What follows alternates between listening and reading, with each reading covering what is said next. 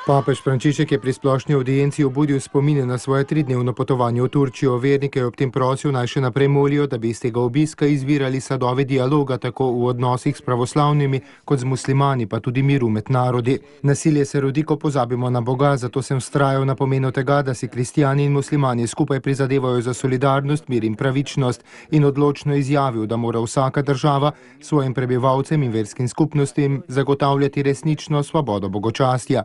Je papež Frančišek povzel svoj prvi dan, ki je bil v Ankari namenjen političnim predstavnikom.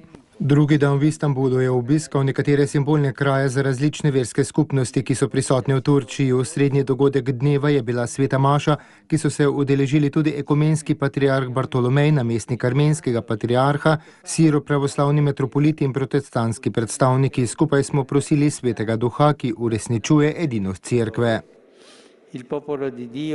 Božje ljudstvo je v bogastvu svojih izročil in členov poklicano, da se pusti voditi svetemu duhu, v drži stalne odprtosti, krotkosti in pokorščine.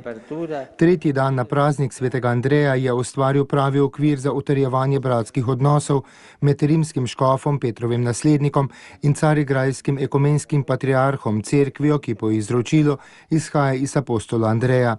Po Frančiškovih besedah je bil izjemno pomenljiv dvojni blagoslov, ki sta ga podelila carigrajski patriarh in rimski škof. Papež se je pred odhodom srečal še skupino begunskih otrok, ki jih oskrbujejo salezijanci. Zelo pomembno je bilo, da sem se srečal z nekaj begunci iz vojnega območja Bližnjega vzhoda, in sicer zato, da sem jim izrazil svojo bližino in bližino cerkve, pa tudi, da sem poudaril vrednoto sprejemanja, v kateri se je izkazala tudi Turčija, je še dejal papež Frančišek in povabil k molitvi za vse begunce in za odpravo vzrokov te boleče rane.